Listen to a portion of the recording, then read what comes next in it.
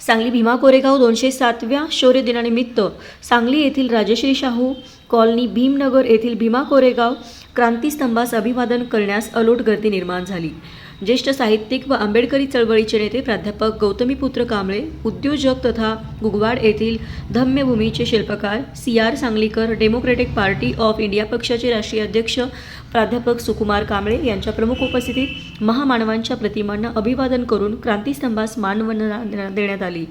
भीमा कोरेगावची लढाई तलवारीची होती, आत्ताची खरी लढाई विचाराची, लेखणीची, तत्त्वज्ञानाची आहे आणि ही लढाई आपण 100% जिंकू शकतो असे मत प्राध्यापक गौतमीपुत्र कांबळे यांनी बोलताना व्यक्त केले।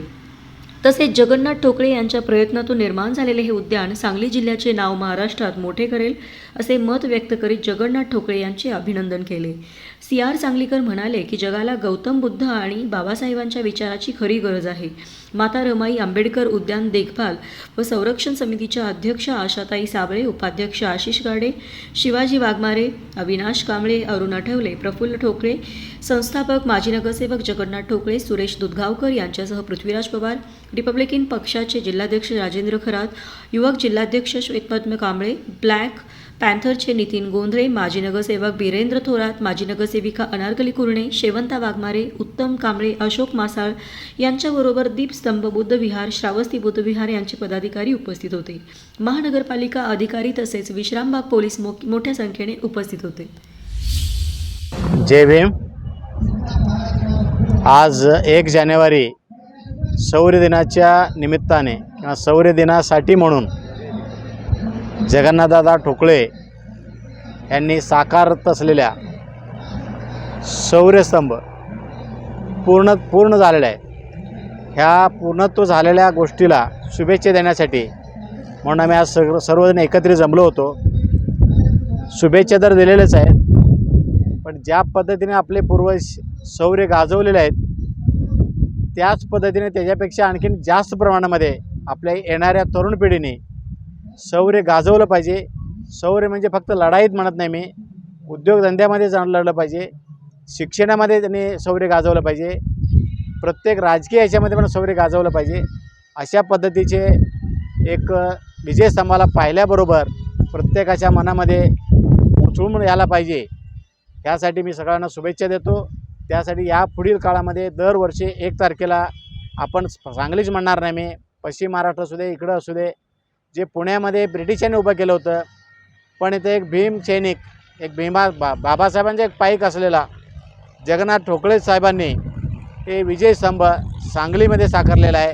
ही सांगलीची शान नाही, अख्ख्या महाराष्ट्राचा आणि भारताचं शान होईल, यामध्ये काही वाद नाही।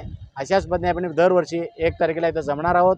आपण सगळेजण या, इथं व्हिजिट करा आणि शौर्य दिनाचे तुम्ही काहीतरी इथं घेऊन जावे अशा पद्धतीने मी अपेक्षा बाळगतो आणि थांबतो। सविनय जय भीम। आज 1 जानेवारी, त्या 1 जानेवारीला जगाच्या दृष्टीनं काही वेगळं महत्त्व असेल, परंतु आंबेडकरी विचार, आंबेडकरी चळवळ, आंबेडकरी समाज यांच्या दृष्टीनं अनन्यसाधारण असं महत्त्व आहे। म्हणून या शौर्य दिनाच्या सर्व आंबेडकरी जनतेला, भारतीय जनतेला मी पहिल्यांदा शुभेच्छा देतो। असे उल्लेख केला त्याप्रमाणे पेशवाईविरुद्ध इंग्रजांची जी लढाई झाली त्या लढाईमध्ये महार बटालियननं जो पराक्रम गाजवला आणि अमानुषतेचा कळस झालेली पेशवाई नष्ट केली, हा तो आजचा दिवस आहे। आणि म्हणून हा केवळ एक कॅलेंडरमधला दिवस नाही, तर तमाम भारतीयांच्या दृष्टीने हा विजय पथाकडे म्हणजे माणुसकीकडे, मानवमुक्तीकडे नेणारा हा दिवस आहे। आणि म्हणून ह्या दिवसाचं उत्साहितपणे आणि आनंदामध्ये स्वागत करणं, तो समारंभ साजरा करणं आवश्यक आहे असं मला वाटतं।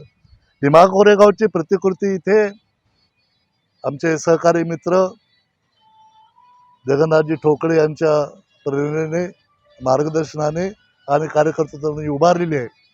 खरं तर मला खूप आनंद झालेला आहे यासाठी की विचार हा माणसाला प्रेरणा देतो, नाही असं नाही, पण त्याहीपेक्षा एखादं ठिकाण, एखादं स्थळ, एखादे स्मारक हे सुद्धा मानवमुक्ती लढाईला अत्यंत महत्त्वाची प्रेरणा देते। आणि म्हणूनच बाबासाहेब आंबेडकरांनी सुद्धा 1920 ते 30च्या या दशकामध्ये एकदा 26 तारीख असावी 1900 अंदाजे भीमा कोरेगावच्या विजयस्तंभाला त्यांनी मानवंदना दिली होती आणि संदेश दिला होता किंवा जेव्हा जेव्हा मानवमुक्तीची लढाई सुरू होईल तरी कायमच सुरू असते, त्या प्रत्येक वेळी हे भीमसैनिक जसे भीमा कोरेगावमध्ये लढले त्या निकरानं इथून पुढे लढावं.